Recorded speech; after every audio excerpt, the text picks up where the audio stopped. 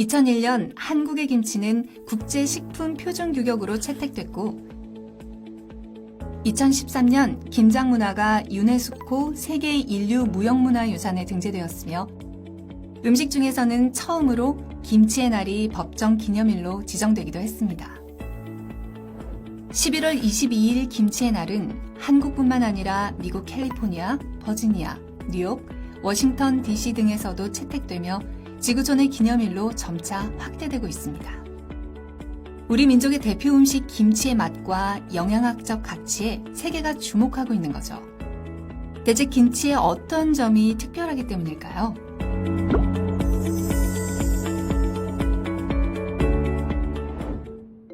사실 채소를 오랫동안 즐기기 위해 소금에 절인 음식은 여러 나라에 존재합니다. 중국의 파오차이, 일본의 츠케모노, 독일의 사우어크라우트 등이 바로 그러한 절임 음식이죠. 하지만 김치는 소금에 절여 저장 기간을 늘리는 것에서 한 걸음 더 나아가 만드는 과정 중에 맛을 더하기 위한 특별한 과정이 보태어진 것입니다. 어떻게 다른지 대표적인 채소 절임 음식인 중국의 파오차이 조리 과정과 비교해보면 차이를 확실히 알 수 있습니다.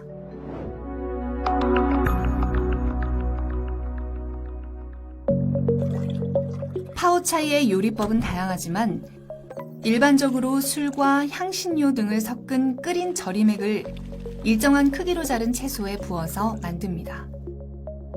채소의 부패를 막고 오래 보관하기 위해 절임액을 사용하는 건데요.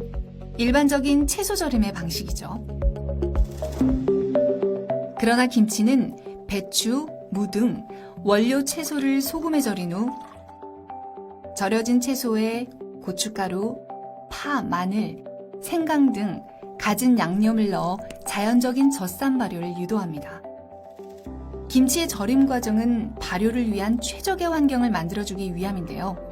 여기서 동물성 발효식품인 젓갈이 들어가 다른 채소 절임과는 다른 김치만의 특별함을 만들어냅니다. 만드는 방법에서 뿐만 아니라 맛과 영양면에서 전무후무한 음식이 태어난 것이죠.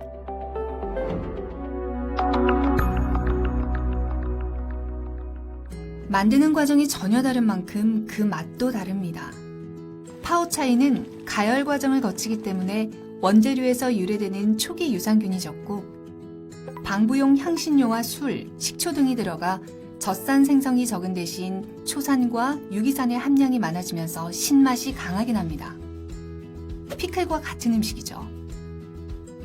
반면 파, 마늘, 생강 등 김치에 들어가는 향신채소는 파오차이의 팔각, 월계수 등과 다르게 원물 그대로인 상태로 들어가 김치의 발효를 적절히 조정하면서 풍미를 더해주는 역할을 합니다.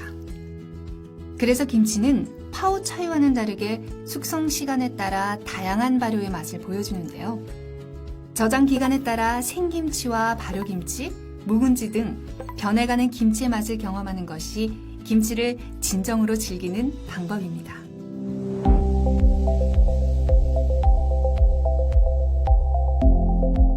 유해균 증식을 억제하기 위해 파오차이는 공기를 차단하는 것이 중요합니다. 그래서 보관 용기에 물을 부어 공기의 침투를 막습니다. 살균 과정과 높은 염도, 그리고 밀폐된 용기를 사용해 채소의 상태를 최대한 오래 유지해야 하는 거죠.